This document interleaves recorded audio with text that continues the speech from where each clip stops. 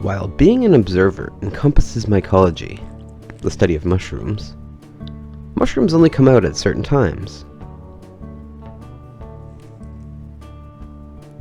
In this area, after rains in the fall is the best time to get out and hunt for mushrooms.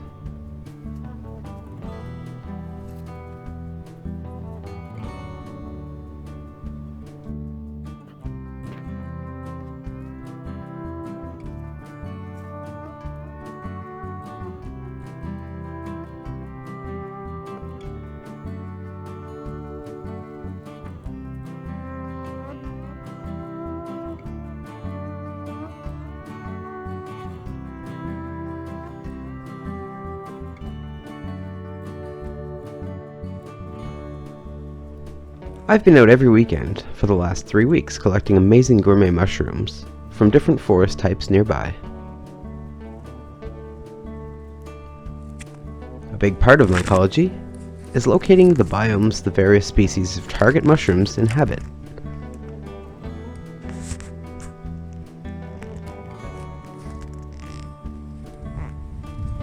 Mycology leads to exploration of the land around you.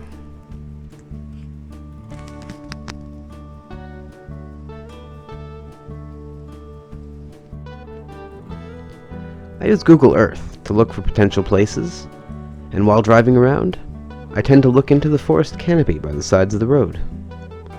Swampy areas, areas dominated by pine, deciduous forests of maple and oak, all of these biomes contain a unique set of mushrooms.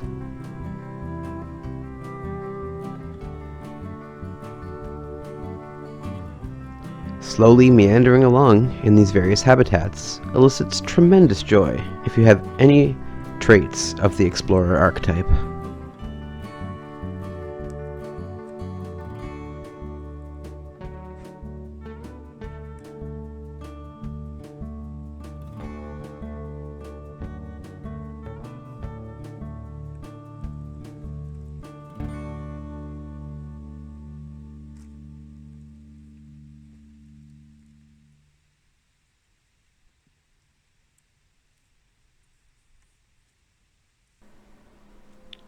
When we talk about flow state or dissolution of the default mode network, mushroom hunting is one of the most self-apparent ways to achieve it.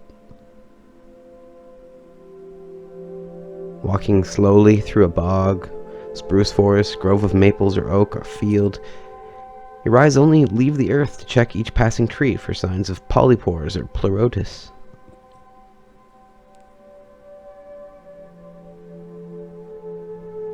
On the rare occasion when you do get pulled out of your reverie, it's usually only because of some external stimuli that commandeers your attention.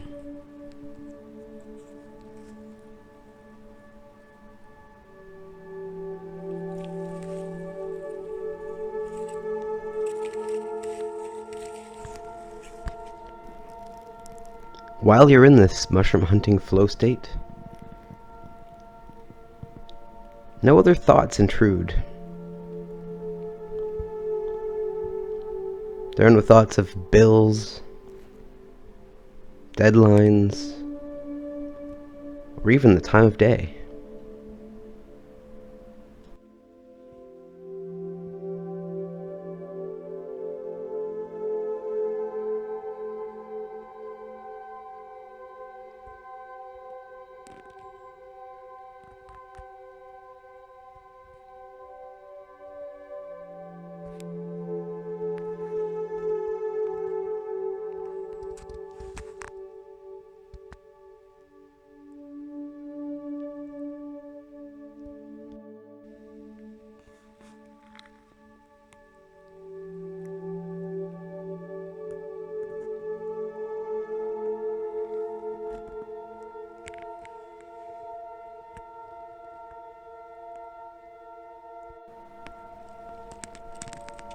While you are actively seeking mushrooms, your brain goes into a form of data retrieval autopilot.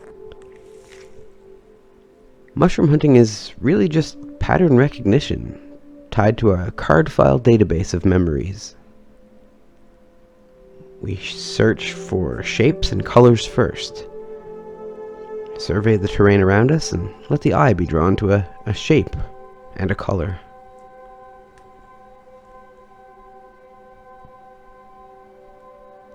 That shape and color is tied to a memory card with information. Is it gilled or polypore? Does it have an annulus or veil? What is it growing in or on? All of this information helps us retrieve the right data card and determine what we are looking at.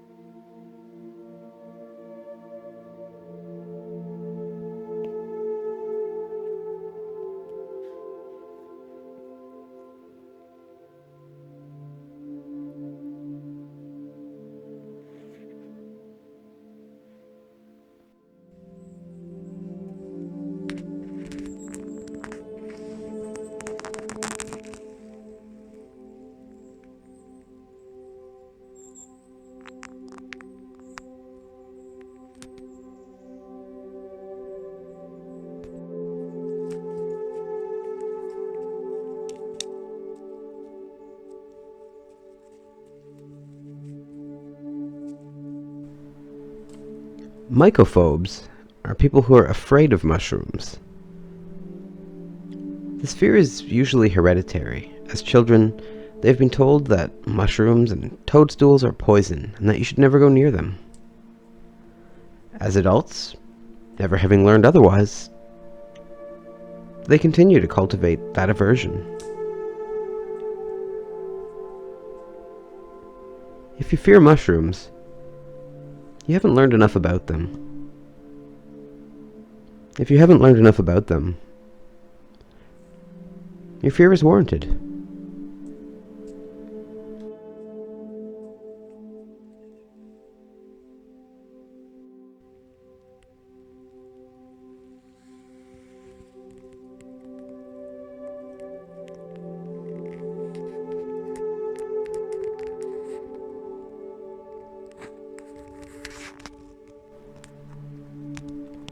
There are well over 1 million species of mushrooms in the world.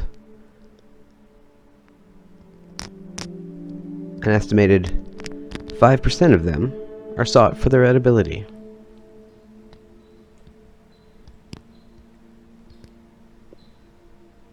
Approximately 25% of them will make you ill in some way, with varying amounts of severity.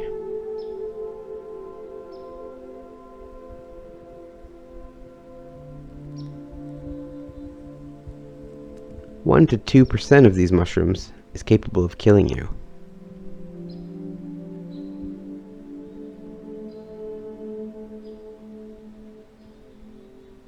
Since the key to learning mycology is to know how to correctly identify the edible mushrooms, that means you can largely ignore 95% of all the mushroom species you see, save for the purpose of identifying the edible mushroom lookalikes and for knowledge.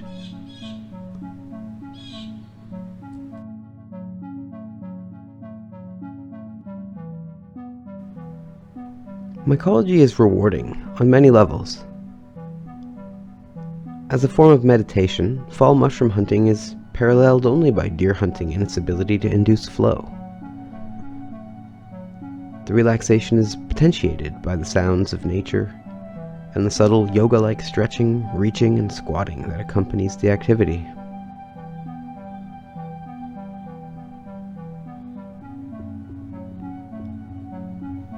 Mycology also introduces you to a new realm of culinary experiences and provides you with free food that could be stored for winter.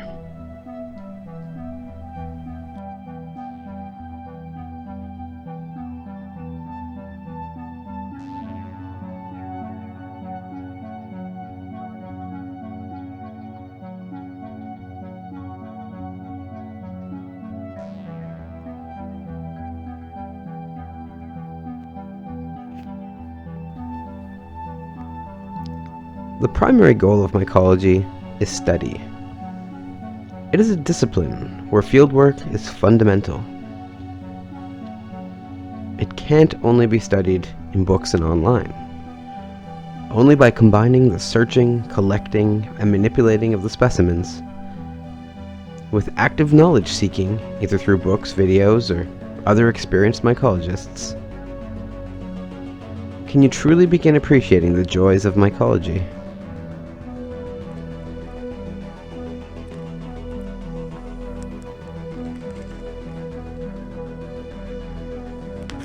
The best things in life sometimes seem like the least approachable at first.